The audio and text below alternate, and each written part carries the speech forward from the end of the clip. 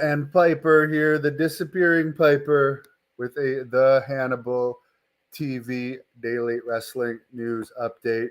Smackdown did a zero point 0.5 rating last night. They actually taped 2 episodes of Smackdown because they're in Saudi Arabia next week, which, by the way, I haven't been watching the WWE Network, which is a really crappy version, the Canadian version, which is on Sportsnet now. But since I've been paying for it, I will do a watch along of the Saudi Arabia WWE pay-per-view. In other news, apparently it's not looking like CM Punk is going to be part of this AEW Collision show. So they did have the United Center booked. It's still booked for the June 17th debut.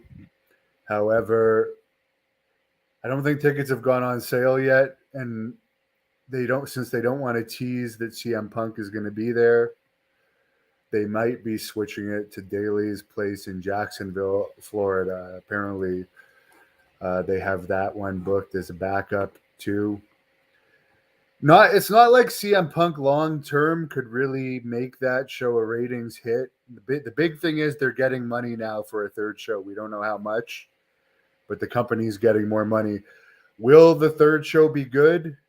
Since Dynamite ratings have been going down and Rampage ratings have been really low lately. Last week did a 0.07.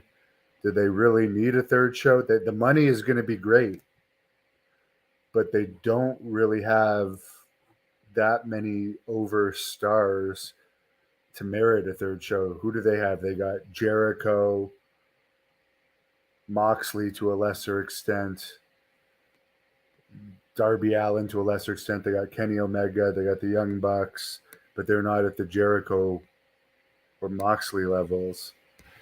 Wardlow to a lesser extent. I don't know if the third show is just going to spread the audience even more thin or not, but good for them if they're getting money for it. That's all that matters. By the way, tickets are on sale now for the Collision tapings in Toronto, Hamilton, and in Newark, New Jersey. Apparently, the Toronto and Hamilton ones have not sold very much at all, but Newark is doing decent. They're also doing one in Calgary that has about 3,000 pre-sold in an 18,000-seat arena, and one in Regina, which has, from what I recall, around 2,000 sold. By the way, at 4:30 p.m. today, I'm going to do a deep dive into the career of superstar Billy Graham. And in MMA news, apparently John Jones said he would beat Tyson Fury on the Joe Rogan podcast. Or Joe Rogan said that he thought that John Jones could beat Fury, and then Jones wanted the fight to happen and told Fury to call Dana White. And Fury is apparently only interested in doing it if it is under boxing rules. Randy Couture appeared on NCIS LA this past Sunday, by the way. I did do an interview with Randy Couture, one of the all-time great fighters. Hello to Joe. So, yeah, I'll check back at 4:30 with a deep dive into the career of Billy Graham. By the way, Billy Jack Haynes sent me this picture after Billy's death and said both of their arms measured the same before they had this arm wrestling match, 21 inches. I agree that John Jones would beat Fury, by the way, 100%. I definitely agree on that. And by the way, sorry, that was the wrong graphic. I meant to keep this one up. Billy Jack expressed his condolences.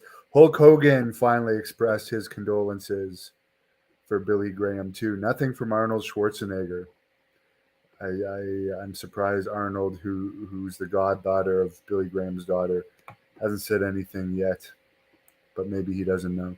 Thank you for watching the Hannibal TV. Please like this video if you enjoyed it and click the subscribe button to not miss any of our latest shoot